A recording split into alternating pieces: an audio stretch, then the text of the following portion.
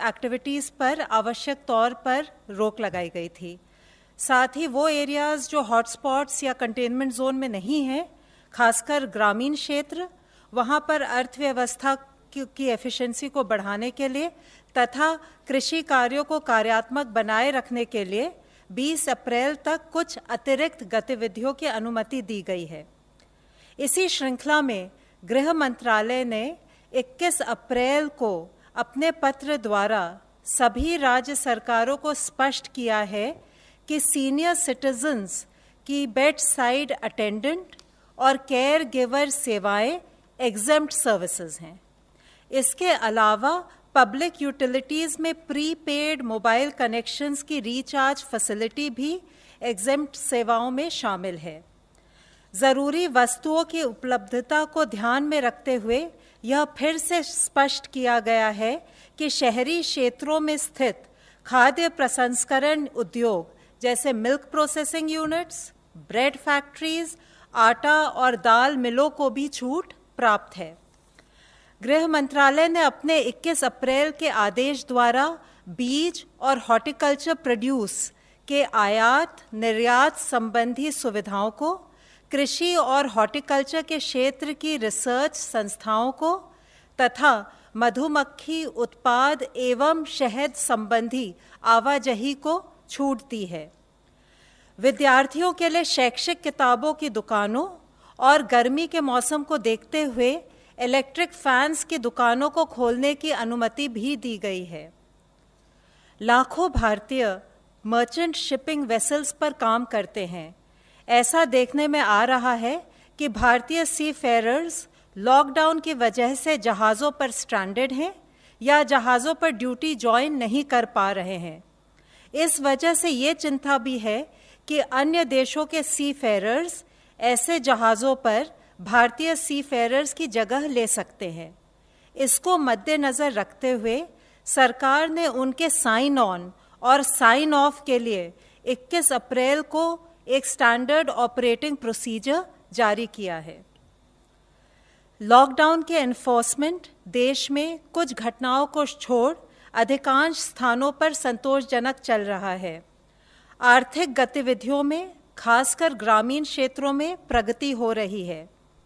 अप्रैल के महीने में 22 अप्रैल तक मनरेगा के तहत 1.5 करोड़ से अधिक श्रम दिवस अर्जित हुए हैं।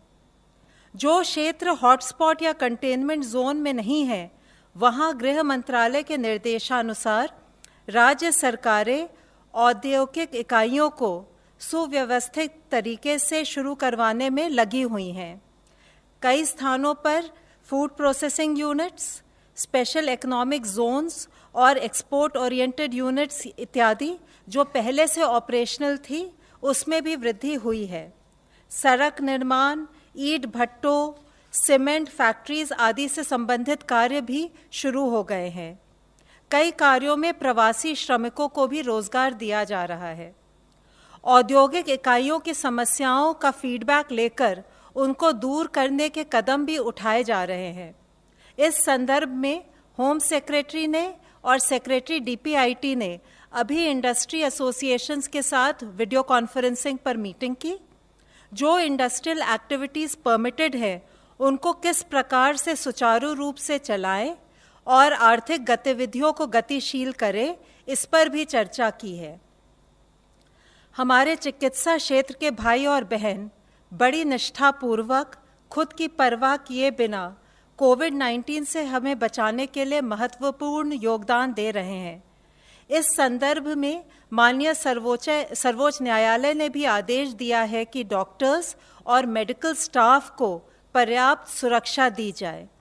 गृह मंत्रालय ने समय समय पर इस संबंध में सभी राज्य सरकारों को पत्र लिखकर सलाह दी है कि सभी डॉक्टर्स और मेडिकल स्टाफ को पर्याप्त सुरक्षा दें, चाहे वे हॉस्पिटल में कार्य कर रहे हों, क्वारंटाइन सेंटर में हों या परीक्षण हेतु फील्ड में जा रहे हों।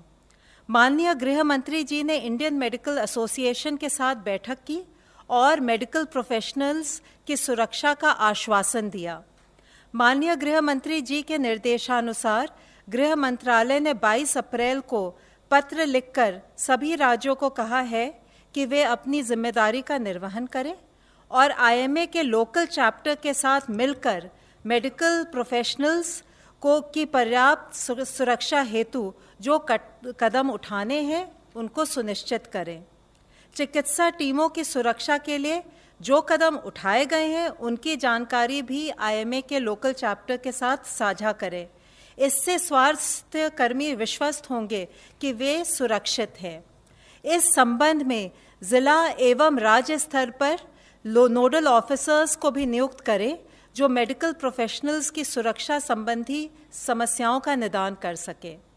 अगर किसी भी मेडिकल स्टाफ के खिलाफ कोई भी हिंसा या अनुचित व्यवहार की घटना होती है तो दोषियों के खिलाफ आपदा प्रबंधन अधिनियम 2005 के अंतर्गत सख्त कार्रवाई होनी चाहिए।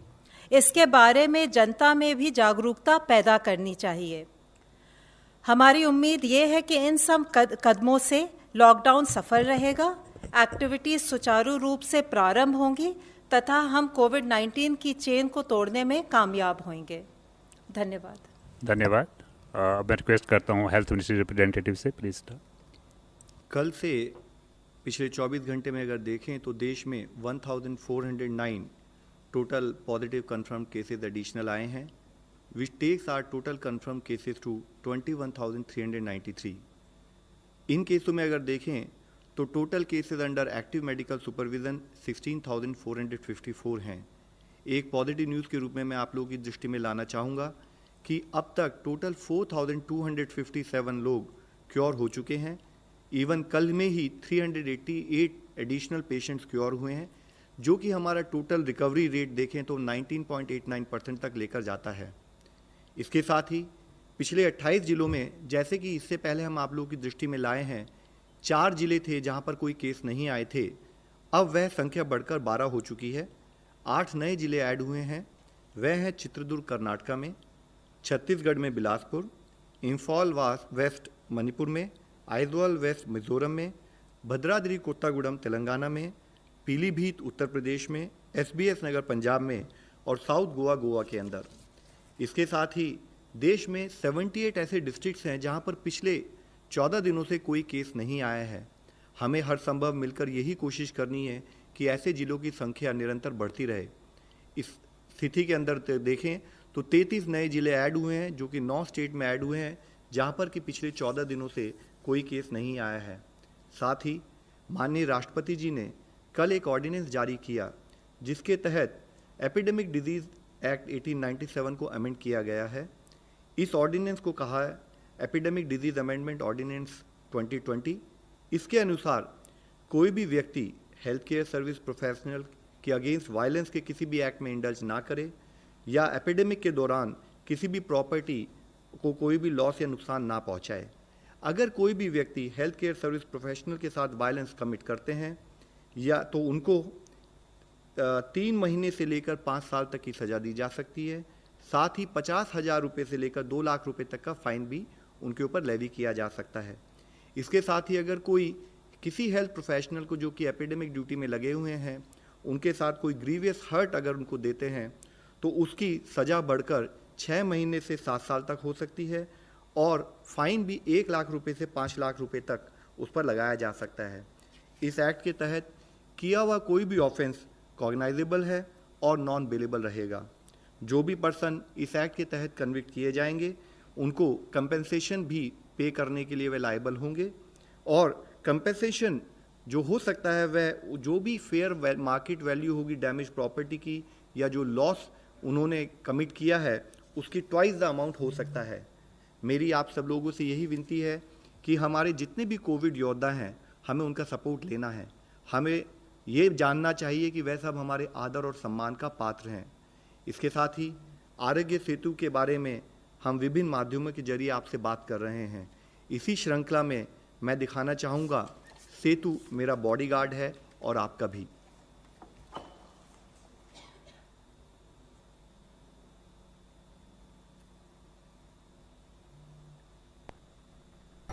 Good morning sir. आप कौन?